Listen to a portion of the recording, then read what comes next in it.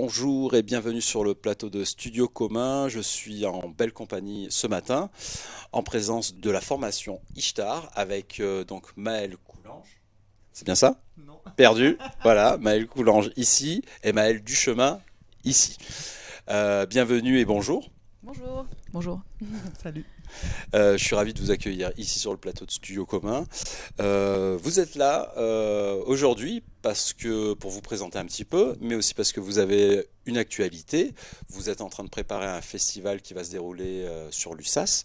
Donc le festival, ce sont les Journées d'Ulysse et vous allez un petit peu me parler de ce festival. Mais avant de me parler de ce festival, vous allez un petit peu me parler de vous, de votre formation Ishtar et me dire qui vous êtes en fin de compte. On est musiciennes toutes les deux. Donc moi, je joue de la harpe. Voilà. Et je chante aussi. Maëlle joue différents instruments dont elle va parler juste après. Et puis on a créé ce duo Ishtar il y a 6 ans. On s'est rencontrés à la base dans un groupe de musique irlandaise et on était toutes les deux passionnées de musique traditionnelle et de musique du monde depuis des années. Donc quand on s'est rencontrés, on a mis en commun ces passions et on a créé le duo Ishtar. Aujourd'hui, avec ce duo, on joue des musiques de Méditerranée, des compositions, c'est un répertoire assez varié de musique du monde et on l'appelle musique à cordes désorientées. Voilà. Et moi, au sein d'Ishtar, je joue donc de plusieurs instruments. Alors, il y a par exemple le oud, qui est le luth oriental. Il y a le saz, cet instrument-là, qui est un luth turc à long manche, et du rabab afghan, qui est un luth traditionnel d'Afghanistan. Et dans Ishtar, ces dernières années, j'ai joué aussi d'autres instruments. J'en jouerai peut-être de nouveau dans quelques temps. Ça évolue un petit peu au gré des compositions et des arrangements qu'on a envie de faire. Et vous chantez aussi en plusieurs langues, si j'ai bien compris. Oui, dans ce répertoire, on chante en plusieurs langues. Alors, en effet, là, on a une chanson en grec, plusieurs chansons en turc. Et il y a des chants en bulgare aussi qui arriveront. Donc ça, c'est aussi au fil des répertoires qu'on a pu approfondir et des rencontres qu'on a pu faire. Et notamment, la rencontre, moi en tout cas, la première rencontre qui m'a donné envie de jouer des musiques de Méditerranée avec Elisa Velia, qui est l'instigatrice du Festival des Journées d'Ulysse et dont on va parler juste après, je pense, par rapport à ce projet commun qu'on a ensemble. Tout à fait. Et j'avais une question, moi, par rapport au nom de votre groupe, à Ishtar. Quelle est la signification de Ishtar? Ishtar, c'est une déesse mésopotamienne qui a été adorée entre le Tigre et l'Euphrate dans la vallée de la Mésopotamie il y a environ 5000 ans. Et c'est une figure tutélaire qui nous intéresse beaucoup par son ambivalence, parce qu'elle était à la fois vénérée comme déesse de la vie, déesse des moissons, déesse de la fertilité, mais elle était également la déesse de la mort et de la destruction. Et c'est cette ambivalence qui représente un peu le côté cyclique des saisons, de la vie, de la mort, que l'on retrouve, nous, dans la musique. Et toutes ces rythmiques, les rythmiques orientales particulièrement, qui sont souvent des rythmiques impaires, qui retracent justement ces cycles, qui sont une thématique assez importante dans notre musique. Vous avez un album, si j'ai bien vu, c'est ça? Oui, on a sorti un premier album qui s'appelle Musique à cordes désorientées. C'était il y a 3 ans, en 2018. D'accord, il y aura un prochain album qui est en cours, peut-être? On y travaille, on est en train de travailler sur le répertoire pour le moment, donc on n'a pas encore de date précise, mais c'est en cours. Voilà. D'accord. En parlant de date, moi je me posais la question un petit peu en tant qu'artiste, comment s'est passée un peu la période Covid et comment ça se passe maintenant pour vous? Est-ce que vous avez des dates? Est-ce que vous tournez un peu? Comment vous le vivez? Comment ça se passe? En dehors des périodes de confinement et des périodes où les concerts n'étaient pas possibles, on a joué quand même. Il y a quand même eu des dynamiques, des gens qui avaient envie de faire des choses malgré toutes les contraintes. Mais c'est vrai qu'il y a beaucoup moins de concerts quand même que d'habitude. Mais nous, on essaye de continuer à être dans la création et dans le fait d'avancer sur nos projets. Et puis, finalement, ce Festival des Journées d'Ulysse, il nous permet aussi de nous relancer, alors à la fois en tant qu'artiste et en tant qu'organisatrice, du coup. Mais on essaye de ne pas lâcher les choses et de rester dans la dynamique. Et comme tout événement culturel, le Festival des Journées d'Ulysse est soumis au pass sanitaire. Et c'est vrai que on aurait bien aimé pouvoir s'en passer pour faire venir plus de monde et pour accueillir les gens plus librement. Mais comme tout le temps, c'est soit ça, soit on n'organise rien. Comme le festival n'a pas eu lieu l'année dernière, cette année on s'y plie. Bah oui, on n'a pas trop le choix. Donc le festival Les Journées du Lys qui vont se passer à Lussas. Alors rappelez-moi les dates exactes, hein. C'est du 28 au 31 octobre. Du 28 au 31 octobre. Donc dans ce festival, il y a des stages, des formations et des concerts. Est-ce que vous pouvez m'en dire un petit peu plus? Alors, le cœur du festival des Journées du Lys, c'est le stage de harpe qui dure 3 jours et demi, du jeudi au dimanche. C'est un stage, du coup, pour des gens qui pratiquent déjà la harpe et qui ont envie de découvrir des répertoires. Chaque année, on est, Elisa Velia et moi, on intervient, on propose des morceaux aux stagiaires. On propose, enfin, c'est pas que des morceaux, c'est aussi une approche de la harpe et une approche de la musique en général qu'on essaye de leur transmettre. Et il y a aussi des intervenants invités chaque année pour varier aussi les approches, varier les répertoires aussi. Et ensuite, il y a 2 stages sur le week-end, un stage de chant et un stage multi-instruments. Le stage de chant, chaque année, c'est un intervenant ou une intervenante différente pour voilà, aborder des thématiques, des répertoires variés. Et le stage multi-instruments, c'est Maëlle qui le propose pour pour offrir une ouverture en fait à des musiciens d'ici, autour de chez nous, et qui auraient envie de s'initier au répertoire de musique orientale avec leur instrument, quel qu'il soit, d'instrument mélodique. Voilà, donc c'est pour ouvrir un petit peu plus largement les Journées du Lys à des personnes qui ne pratiquent pas la harpe, parce que c'est quand même un peu rare dans nos régions. Et le rendre ouvert, et d'où les concerts aussi, c'est aussi pour avoir cette ouverture, pour montrer ce qu'on fait ici à Lussas et proposer des choses qu'on ne voit pas forcément dans la région. Et le stage multi-instrument, donc ça sera une initiation musicale pour des instrumentistes qui connaissent déjà un peu leur instrument, autour des musiques principalement de la Grèce et de la Turquie.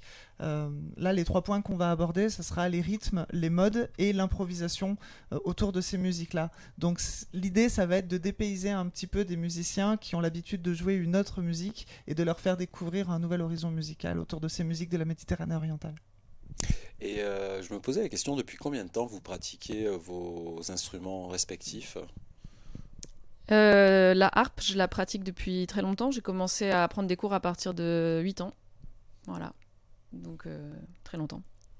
D'accord, et donc cette affinité avec la harpe est restée du coup. C'est resté. C'est resté après toutes ces années à prendre des cours de harpe au conservatoire et ensuite à essayer à découvrir par moi-même aussi en allant à des stages, en faisant des rencontres et en me lançant aussi de manière plus approfondie après dans ce projet avec Maëlle. La harpe est restée. Elle est toujours là. D'accord. Et toi, Maëlle, du coup? Moi, j'ai un parcours un petit peu moins classique. J'ai commencé la musique par la guitare électrique en autodidacte quand j'étais ado. Et j'ai commencé à jouer du métal et tout, mais j'avais quand même déjà beaucoup écouté de musique celtique, musique médiévale, musique traditionnelle, des groupes comme Malicorne, Triane, etc. Et en fait, j'ai découvert les instruments à cordes pincées traditionnels et anciens. Et ça a été un coup de foudre. En fait, j'ai commencé à acheter des instruments d'abord, à découvrir de manière complètement autodidacte. Et puis, j'avais pas accès à Internet comme aujourd'hui euh, pour, euh, pour vraiment comprendre comment ça s'accordait, comment on jouait, dans quelle position il fallait se mettre pour bien jouer. Et puis, découvrir vraiment du répertoire. Me dire, tiens, théoriquement, on peut jouer ça sur cet instrument. Comment est-ce que moi, je pourrais trouver le moyen de jouer la même chose? Et puis, comme tous les musiciens autodidactes, très rapidement, j'ai atteint un palier que j'arrivais plus à dépasser toute seule. Et c'est là que je me suis tournée vers des profs, des musiciens, en fait, dont le style me plaisait. Et plus que de la technique instrumentale, j'ai plutôt travaillé le style de certains profs avec des musiciens comme ça qui m'ont beaucoup inspiré. Très bien. Donc on va vous retrouver sur ces stages pour le festival Les Journées du Lys. Il y a donc ces stages-là, mais il y a aussi des concerts qui auront lieu, je crois, le vendredi soir et le samedi soir. Est-ce que vous pouvez me toucher un petit mot sur les concerts qui seront là? Parce que vous allez jouer, vous aussi. Alors, il y a plusieurs choses dans ces concerts. Alors, en effet, on va jouer, mais les concerts, c'est aussi l'occasion de mettre en avant nos intervenants invités. Donc, la première soirée du vendredi soir, c'est Salomon qui va jouer en première partie de ce coplateau. Et Salomon joue des musiques séfarades, donc judéo-espagnoles, il chante et il s'accompagne avec sa harpe. Donc, ce sera un très beau solo de ces chants qu'il appelle les Parabricas d'Amor, donc les chants d'amour judéo-espagnols. Ça se passe où, celui-là de concert? Ça se passe à la salle de cinéma. D'accord. Et en deuxième partie de cette soirée, on va donc jouer Elisa Velia et nous, Ishtar, sur un répertoire qui est tout nouveau autour des musiques traditionnelles grecques. Donc c'est vraiment l'univers d'Elisa Velia, son univers de chant grec qu'on réarrange en trio pour cette occasion. Et puis le samedi soir, ça sera le concert de Johan McIver et Christophe Saunière, qui sont deux musiciens qui jouent de la musique écossaise. Donc Johan est écossaise, Christophe est français, et ils jouent tous les deux ce répertoire de chant traditionnel, chant et musique bien sûr. Christophe joue, c'est atypique ici, de la grande harpe, de la harpe classique. Donc pour une fois qu'il y a de la musique celtique aux Journées d'Ulysse, c'est sur grande harpe, et lui il a un jeu beaucoup tourné autour du jazz, de la musique world, il a même fait du rock, donc c'est un parcours atypique. Et c'est un projet vraiment magnifique. Voilà, donc ça, sont les deux concerts du vendredi et du samedi. Eh ben, ça donne bien envie. Et il y a aussi d'autres choses, après peut-être que... Enfin, il y a aussi du coup une soirée d'ouverture, le jeudi soir, Oui. où on va présenter le programme du festival en compagnie des intervenants invités. Là, c'est un petit peu plus informel, mais c'est l'occasion de venir aussi nous rencontrer et échanger autour de ce festival. Et il y a le concert des stagiaires le dimanche à 16h30 pour présenter ce que les stagiaires auront fait en stage, enfin auront appris pendant ces 4 jours. Voilà. Le concert d'ouverture et le concert de fermeture seront gratuits, et eux, ils n'auront pas lieu dans le cinéma, mais dans la grande salle des fêtes. Voilà. Et donc la représentation des stagiaires, si je comprends bien, il y aura plein de harpistes, c'est ça? Oui, c'est ça, exactement. Un grand concerto. Un grand concert de harpe. Il y aura, oui, on a une vingtaine de stagiaires qui viennent au stage de harpe, donc voilà. Il y aura du monde. Et normalement... Plus les chanteurs et les multi-instruments. Et voilà, d'accord. Donc ça va être quand même quelque chose d'assez incroyable. Et je pense que normalement, Studio Commun sera là pour filmer un petit peu ce concert. Voilà. Ça serait génial. Ouais, on espère être là. Mais on sera là. Très bien. Qu'est-ce qu'on pourrait dire de plus sur ce festival Les Journées d'Ulysse? On a fait à peu près le tour, donc ça va se passer à Lussas. Rappelle-moi, je n'y arrive pas sur les dates ce matin. C'est du jeudi 28 au dimanche 31 octobre. Donc jeudi soir, à rendez-vous à 19h pour la soirée d'ouverture pour le public. Nos stagiaires arriveront en début d'après-midi. Et voilà, ensuite... Ah oui, on peut dire aussi qu'il va y avoir une exposition de harpe de luthier, puisqu'on a deux luthiers, un luthier et une luthière qui viennent chaque année. C'est Sarah Evans qui vient d'Ariège et Marc Brûlé qui vient du Cantal.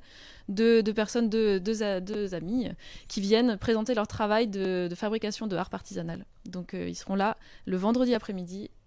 Donc s'il y a des curieux qui ont envie de venir voir des belles harpes, ils peuvent passer. Ce sera dans le hall du cinéma. D'accord. Voilà. Ok. Et je viens de penser aussi que ce festival, il est aussi porté par l'association Cadence Coiron. Est-ce que vous pourriez en toucher un petit mot aussi de ça? Oui, bien sûr, parce que c'est quand même l'association qui porte ce festival. Bah oui. C'est Cadence Coiron existe depuis 2013 à Lussas. Elle a été créée par un collectif d'habitants du village pour faire des concerts, voilà, pour organiser des événements musicaux à Lussas. Et depuis les débuts, on est dans cette association, Maëlle et moi, et on a organisé énormément d'événements avec l'équipe de Cadence Coiron depuis qu'on existe.